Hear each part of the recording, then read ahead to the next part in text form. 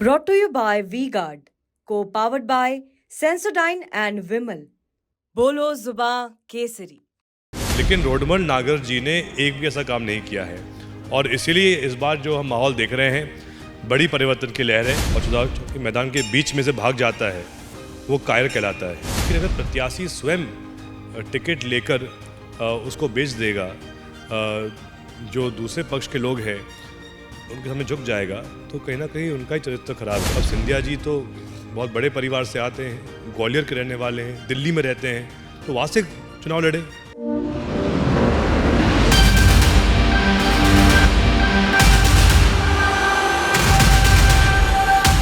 मध्य प्रदेश के पूर्व मुख्यमंत्री जनता के राजा साहब और राजगढ़ सीट से कांग्रेस के प्रत्याशी दिग्विजय सिंह इस बार चुनावी मैदान में है। काफ़ी सालों बाद वो चुनावी मैदान में और उनके लिए प्रचार में उतरे हैं उनके बेटे जयवर्धन सिंह, जो कि इस समय हमारे साथ मौजूद हैं। सर, यहाँ तो हम देख रहे हैं काफ़ी अच्छा रिस्पांस आपको जनता से मिल रहा है। बाकी और जगह का क्या हाल है? क्या जनता कंप्लेन कर रही है, शिकायतें कर रही है आपसे? शिकायतें जो भी आ रही है वो वर्तमान सांसद रोडमल नागर जी के बारे में ही आ रही हैं, क्योंकि वो 10 साल लापता रहे, जबकि उनको बहुत बड़ी जीत मिली थी सुसनेर से भी और पूरे पार्लियामेंट सीट से। लेकिन उसके बाद 10 साल निष्क्रिय रहे, ना किसी से मिले। अभी हम जहाँ खड़े हैं, बड़ा गांव का बहुत प्राचीन स्थान है, विशेष जहाँ कृपा माई की है, बहुत प्राचीन मंदिर यहाँ पर है। लेकिन ये जो पार्लियामेंट सीट है उसका दक्षिण हिस्सा पड़ता है ये, वहीं जो पूरा उत्तर क्षेत्र हमारा रावगढ़ पड़ता है, वहाँ से रावगढ़ से लेकर सुसनेर तक एक भी ईंट का काम नहीं किया है सांसद जी ने 10 साल में। और ये बात हर व्यक्ति कह रहा है। आज लोकतंत्र में हर एक व्यक्ति चाहता है कि उनका सांसद उनके लिए हाजिर रहे, लगातार 5 साल जनता के बीच रहे, उनके सुख और दुख में शामिल हो, उनके लिए विकास कार्य करें। लेकिन रोडमल नागर जी ने एक भी ऐसा काम नहीं किया है और इसीलिए इस बार जो हम माहौल देख रहे हैं बड़ी परिवर्तन की लहर है। और हमें पूरा विश्वास है कि चाहे बड़ा गाँव हो, चाहे सुसनेर विधानसभा हो, और समस्त राजगढ़ लोकसभा से पूरा आशीर्वाद दिग्विजय सिंह जी को मिलेगा, कांग्रेस को मिलेगा। 2014 में 2 लाख जीत का मार्जिन, 2019 में 4 लाख से ज़्यादा जीत का मार्जिन रहा। कितनी बड़ी चुनौती आप देखते हैं? हर चुनाव में एक नई चुनौती होती है, लेकिन जैसा मैं कह रहा था, जब जनता ने उनको इतना बड़ा आशीर्वाद दिया, 2014 में 2 लाख से वो जीत के आए रोडमल नागर जी, और वहीं उनकी जीत लगभग 4.5 लाख वोटों से हुई 2019 में। लेकिन उसके बाद भी वो गायब रहे, ना किसी से मिले, ना किसी से संपर्क किया। फिर आखिर सांसद किस बात के हैं वो? आखिर जनता आज ये बात कह रही है कि तीसरी बार वो भूल नहीं करेंगे। चाहे 2 बार उनको चुन लिया, लेकिन अब तीसरी बार वैसा नहीं होगा। और आशीर्वाद है ऊपर वाले का, हमें तो विश्वास है कि अच्छा परिणाम आएगा। सूरत में बिना इलेक्शन के ही प्रत्याशी चुनाव जीत गए हैं। इंदौर से कल खबर आई कि जो कांग्रेस के प्रत्याशी थे उन्होंने नामांकन वापस ले लिया है, और ये तब हुआ जब परसों तक वो प्रचार कर रहे थे। अचानक से ये खबर आई, उनके घर जब गए तो सारे कांग्रेस के झंडे हट गए थे, जो ताला लगा हुआ था। इस तरह का जो भी व्यक्ति चुनाव के मैदान में और चुनाव के मैदान के बीच में से भाग जाता है वो कायर कहलाता है। आखिर कांग्रेस ने उनको मौका दिया, टिकट दिया, सम्मान दिया, वो भी इंदौर जैसी लोकसभा सीट से। लेकिन अगर कोई व्यक्ति इतना बड़ा विश्वासघात करता है तो कहीं ना कहीं उनका चरित्र साफ दिख जाता है। और मैं तो यही कहूँगा कि जो हमारे ये साथी थे अक्षय बम, जिन्होंने ऐसी हरकत की है, जनता इनको माफ़ नहीं करेगी, क्योंकि जनता भी आजकल बहुत समझदार हो गई है और जनता चाहती है कि लोकतंत्र में चुनाव हो, जनता को कम से कम उनका मत और उनका जो भी अधिकार है वो रखने का उनको मौका मिलना चाहिए है। और अगर ऐसे कोई भी व्यक्ति टिकट लाके खुद को बेच देगा तो ये तो हमारे हित में नहीं है, ना देश के हित में है। आखिर जनता ही राजा होती है लोकतंत्र में, और हम चाहते हैं जनता का हर 5 साल उनका अधिकार है कि वो चुने कौन सही है कौन गलत है। लेकिन अगर प्रत्याशी स्वयं टिकट लेकर उसको बेच देगा, जो दूसरे पक्ष के लोग हैं उनके सामने झुक जाएगा, तो कहीं ना कहीं उनका ही चरित्र खराब है। तो इसीलिए जो घटनाक्रम हुआ सही नहीं था।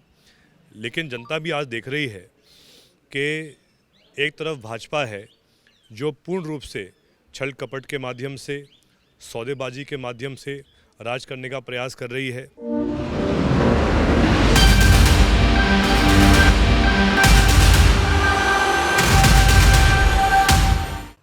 गाड़ी से यात्रा करी पूर्व से लेकर पश्चिम तक, सिर्फ इसलिए ताकि हमारे देश में एकता का माहौल रहे, किसान, युवा, माता बहनें और हर वर्ग, हर समाज के बीच में सद्भाव और प्रेम रहे।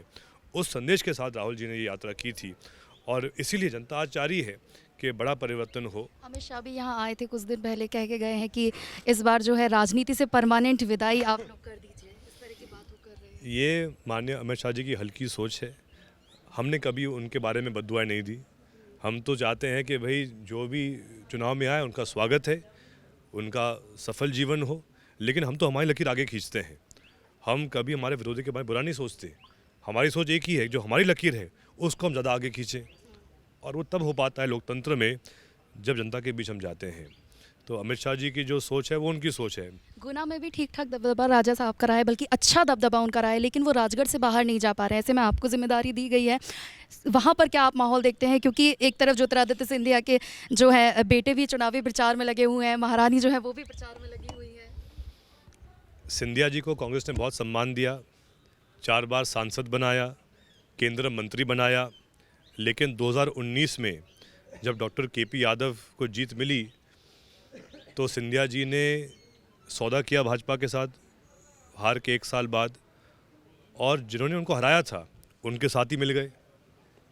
लेकिन सौदा इतना बड़ा था कि जो चुनाव जीत के आए उनका टिकट कट गया और सिंधिया जी को टिकट मिल गया। लेकिन हमने, यादवेंद्र सिंह यादव जी हैं, हमारे युवा हैं, उनके पिता स्वर्गीय देशराज सिंह जी का बहुत बड़ा नाम था हमारे गुना अशोकनगर शिवपुरी क्षेत्र में, यदुवंशी हैं, और उनकी कहीं ना कहीं बहुत अच्छी पकड़ भी है। मैं स्वयं अनेकों मेरे दौरे वहाँ हुए हैं, गुना में भी हुए हैं, अशोकनगर में भी हुए हैं, शिवपुरी में भी हुए हैं, और वहाँ पर मूल बात जो चर्चा में आ रही है कि गुना अशोकनगर शिवपुरी लोकसभा क्षेत्र में 18 लाख मतदाता है। तो जनता की मांग ये है कि उन्हीं के बीच का व्यक्ति सांसद बने। अब सिंधिया जी तो बहुत बड़े परिवार से आते हैं, ग्वालियर के रहने वाले हैं, दिल्ली में रहते हैं, तो वहाँ से चुनाव लड़ें। गुना तो कहीं ना कहीं वहाँ की जो लोकल मांग है कि जो व्यक्ति गुना का निवासी हो, अशोकनगर का निवासी हो, शिवपुरी का निवासी हो, वही सांसद बने। क्योंकि आखिर जनता चाहती है कि भाई अगर वो सांसद चुन रही है तो उन्हीं के बीच का आदमी हो। तो वहाँ पर भी हमको रुझान अच्छा दिख रहा है वर्तमान में। एक आखिरी सवाल और जानना चाहूँगी। सुबह हम आपके पिताजी से भी बात करते हुए आए थे, उनसे हमने पूछा था कि आप 77 की एज में कितना इतना स्टेमिना अपने है, इसका राज क्या है, उनकी फिटनेस का राज क्या है? उन्होंने तो हमसे बोला कि आप हमें गुरु बना लीजिए, ये राज जानना है। आप ही बता दीजिए कि क्या राज है। जी, हम सभी उनके पीछे पड़े हैं। ये बताओ वो करते कैसे हैं ये, मतलब वो हैरान हो जाते हैं। दिल्ली में जब खबरें आती हैं दिग्विजय सिंह की, जब वो न्याय यात्रा के दौरान हमने देखा कि दौड़ रहे हैं, और हैरान रह जाती है जनता भी। जी, उनके साथ क्या वो रिवर्स हो रहा है, वो ज़्यादा यंग होते जा रहे हैं अब उम्र के साथ। चलिए, बहुत बहुत शुक्रिया हमसे बातचीत करने के मैं लिए। आपको बताऊंगा, वो कृपा है नर्मदा माई की। उनने 2017-18 में पूरी परिक्रमा की थी नर्मदा माई की, विशेष कृपा उस समय नर्मदा माई की उनको मिली। फिर उन्होंने राहुल जी की पूरी यात्रा भी करी, भारत जोड़ो यात्रा, दक्षिण से लेकर उत्तर भारत तक।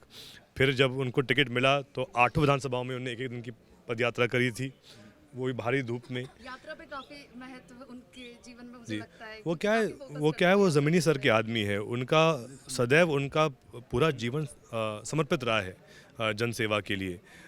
कभी उनका कोई स्वार्थ नहीं रहा है। उनने सदैव अपना जो पक्ष है और जो उनकी सोच है देश के प्रति, कांग्रेस के प्रति, सदैव उन्हें हमेशा स्पष्ट बात कही है। लेकिन चाहे कोई भी चुनौती हो, हमेशा ज़मीन पर रहकर, जनता के बीच रहकर उन्हें राजनीति की है।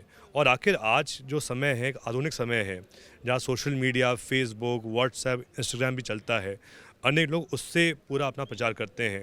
लेकिन आज ज़रूरत है कोई नेता ऐसा हो जो जनता के बीच रहे, जनता के बीच घूमे, जनता की जो सुख और दुख में शामिल हो, उनकी क्या मांगे हैं। हमने देखा था वहाँ जब वो जनसंपर्क कर रहे थे, जनता काफ़ी आराम से उनसे बातचीत कर रही थी, कंप्लेन कर रही थी कि यहाँ बिजली नहीं है, यहाँ पानी नहीं है। बहुत आराम से वो रिस्पॉन्स कर भी रहे थे।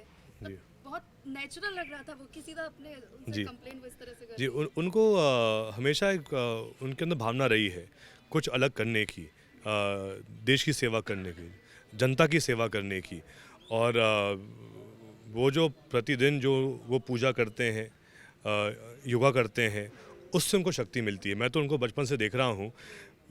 उनने कभी एक दिन भी पूजा पाठ और योग करने के बिना उन्हें कभी उनका दिन चालू नहीं होता है।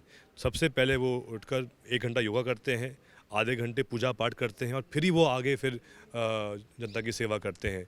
तो उनके जीवन में जो अनुशासन है, जो समर्पण है, वही कारण है कि आज भी वो लगातार इस उम्र में भी लगातार घूम रहे हैं। बहुत बहुत शुक्रिया हमसे बातचीत करने के लिए। तो ये थे जयवर्धन सिंह, जो कि साफ तौर पर चुनावी प्रचार में अपने पिता के लिए लगे हुए हैं और जीत का दावा कर रहे हैं। वीडियो जर्नलिस्ट राहुल के साथ अंजलि गुप्ता, TV9 मध्य प्रदेश।